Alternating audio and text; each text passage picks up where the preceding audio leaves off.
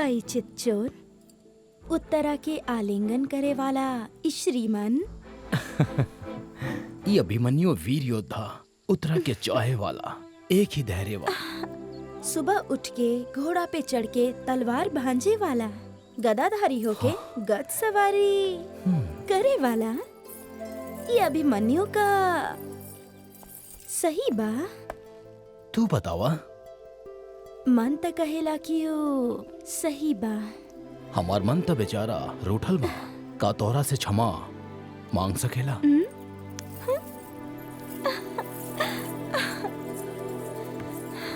विवाह होके अभी पूरा भइल ना बा एक बसंत।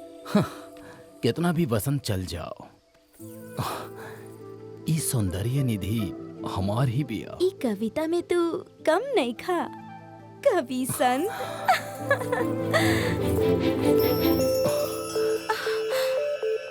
ये अभिमन्यु कवि संत बा, उत्तरा श्रृंगार ग्रंथ।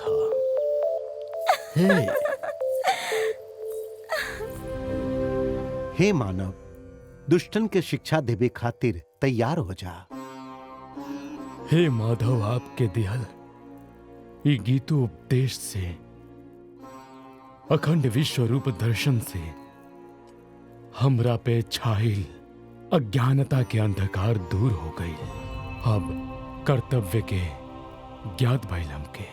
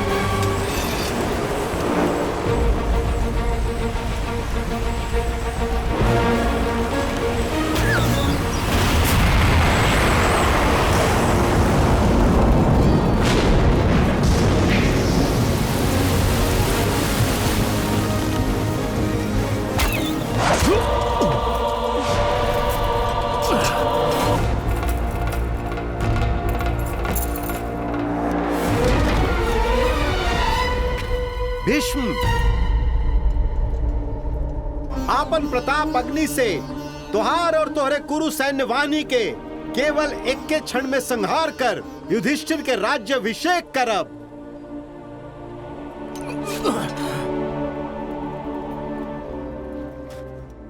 यदुनंदन, इतना आक्रोशित मत हो कि कृपा करी ए जीवन से हमके मुक्त कर दी, ए बंधन से हमके विमुक्त कर दी माधव।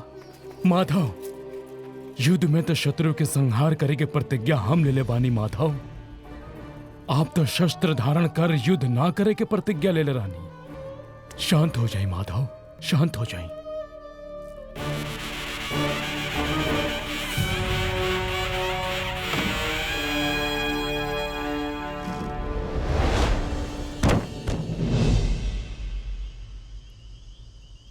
माधव, भीष्म पितामह के सौर्याग्नि में हमनी के सेना ऐसे बिखर रहल बा जैसे हवा में पत्ता बिखरेला। भीष्म के हाथ में जबले धनुष बाण बा, यमराज भी कुछ न कर सकेलन। बाकी धर्मराज, तू चाहता युद्ध के गति बदल सकेला।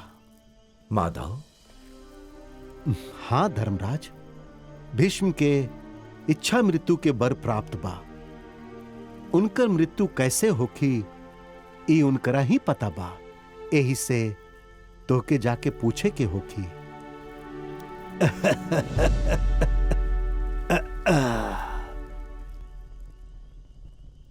धर्मराज, धर्म मार्ग लागत बाई तोहरा। हम कौरवन के साथे रह के ऐसन द्रोह करी उनकरा से। बिना शिखंडी के हमरा आगे खड़ा होखे पे अस्त्र संन्यास हम ना लेब, कैसे बताई? तो के हम ही बता नहीं सकत, युद्धवेंद्र से ही कह दिया।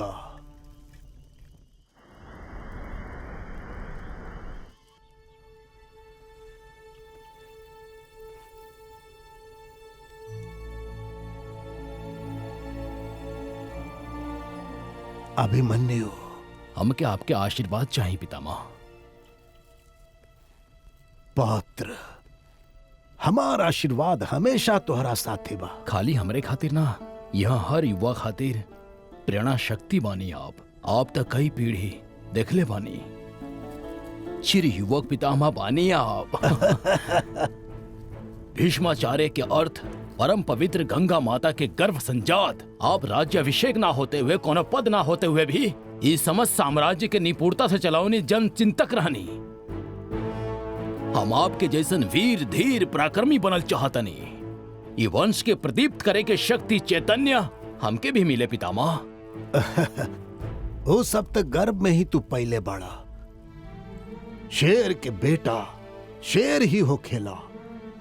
तुहार पिताजी जगत विख्यात वीर धनुर्धर चतुर परम शिव से युद्ध करके पाशुपतास्त्र पावे वाला परम वीर बा। एक बार में निशाना लगा के ही मछली के आंख के भेदे वाला चाणाक्ष बाऊ। सामने खड़ा प्रतिद्वंदी के मार गिरावे के सामर्थ्य रखे वाला बा तुहार पिता। चाहे वालन के संरक्षण देवे वाला, विरोधियन के छाती में भूकंप लावे वाला, वज्र युद्ध के उत्तराधिकारी। खांडव बन के अग्निदेव के अर्पण करे वाले धीरार्जुन के वत्स बाड़ा तू। अर्जुन के इतने ना, ये पांडवन के शस्त्र विद्या निपुणता के सामर्थ्य भी आ गइल बा तोहरा में। पितामह, हम आपके जैसन पिताजी के जैसन जन मन के हृदय जीती पदाति रथिका अश्व गज सेना, इतना ही नहीं अक्षौड़ी सेना भी उत्तम उत्तम कहे के चाहिए। ये हमार धैर्य स्थैर्य विजय यशोगुण दसों दिशा में गुजे के चाहिए। यही से हम युद्ध लड़ब। युद्ध मात्र से ही प्राप्त हो कि ये सब ई बात के पता बा हमके। पितामह, हमारी हाथ खड़ग हंसते होके खातिर व्याकुल बा। हमारी उंगली झंकार कर रहल बा धनुष उठावे खातिर। ये हमार भुजा गदा युद्ध खातिर उत्सुक बा। कुरुसेना के अंतर्नाद के अंबर के ऊंचाई तक पहुंचाइब। उनकर शोक लाभ के गूंज सुने खातिर हमार कान तरस रहल बा। सारा शस्त्र के प्रयोग करके दसों दिशा में उजाला फैलावे खातिर मंत्र पढ़ी ऐसन हमार जीभ बोल रहल बा। वैसे हमार पिताजी केहू के साथे समर खातिर तैयार ना हो खेले, लेकिन ललकारे अगर केहू तब पीछे भी ना हटेले। अब तक पिताजी के साथे युद्ध में खड़ा होके के अवसर मिलल बा। रणरंग में शत्रुअन के रक्त बहा के विरोधियन के सिर काट के रणचंडी के अर्पण करे के समय हो पितामह। युद्ध खातिर हमेशा तत्पर रहल ई वीरन के लक्षण है।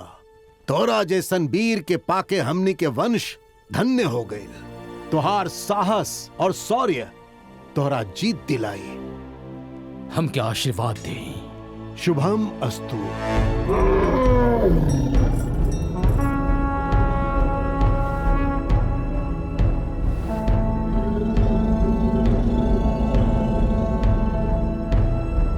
गुरु वीर सैनिक लोगन सर्प व्यूह रच के आंधी के जैसे प्रहार करा। अर्जुन। हाँ माधव। भीष्म सर्प व्यूह रच के युद्ध खातिर तैयार बढ़न। तू उनकरा विरुद्ध में गरुड़ व्यूह रच के आगे बढ़ा।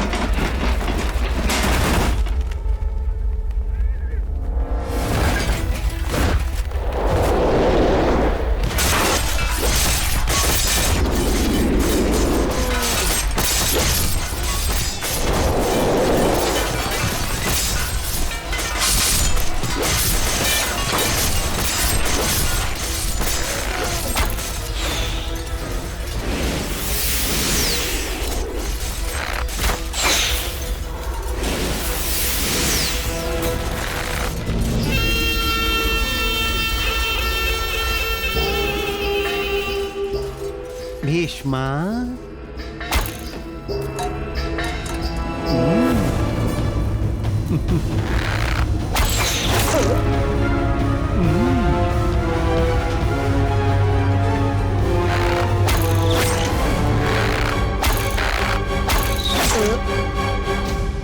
अर्जुन, धर्म स्वरूप भीष्म पितामह अगर धरती पे गिर ले तो तीनों लोकन में अनिष्ट हो जाए।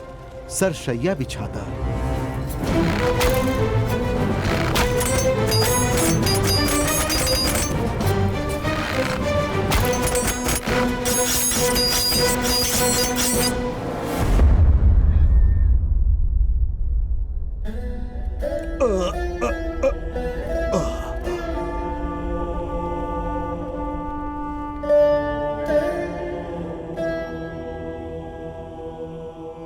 श्रीमन्महाविलासाय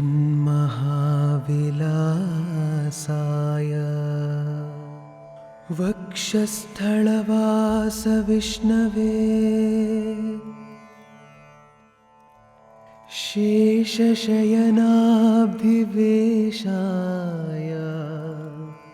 ऋषिकेशाय ते नमः। तो आ गईला महावीर। राह देखत रहनी तोहार शौर्य जान के भी अधिरथ बना के तोहके अपमान कैनी तोहार। काहे कि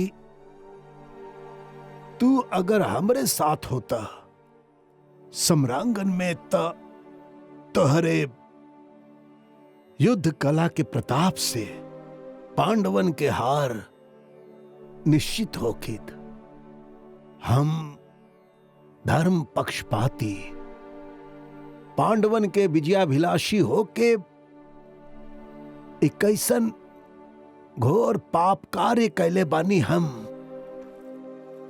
जबले तू क्षमा ना कर दे बाप, अपना हृदय से मन के शांति नहीं मिली। पूज्यनीय, हमरा से क्षमा न मांगी। हम अपने धर्म के पालन कर सकें, हम के आशीर्वाद दी। स्नेह खातिर जीवन त्याग तू कैला, त्यागमयी बाड़ा। भूमंडल के इतिहास में स्वर्ण अक्षरन में तुहार नाम लिखल जाए। चिरस्मरणीय होके जिया, चिरस्मरणीय होके। भीष्म पितामह के पतन के संताप व्यक्त करत सर्वसेना अध्यक्ष पद खातिर हम आचार्य द्रोणाचार्य के नियुक्त करतानी।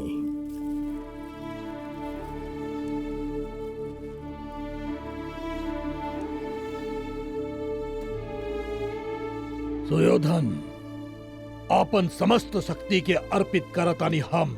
एकर पहला चरण बा चक्रव्यूह रचना। ओके भेदे वाला वीर अर्जुन एको मात्र बा। ओकरा के यहाँ से दूर रखे के उपाय केवल कर्ण के ही पता बा। चक्रव्यूह के रच के आज धर्मराज के बंदी बना के ही रहा हम।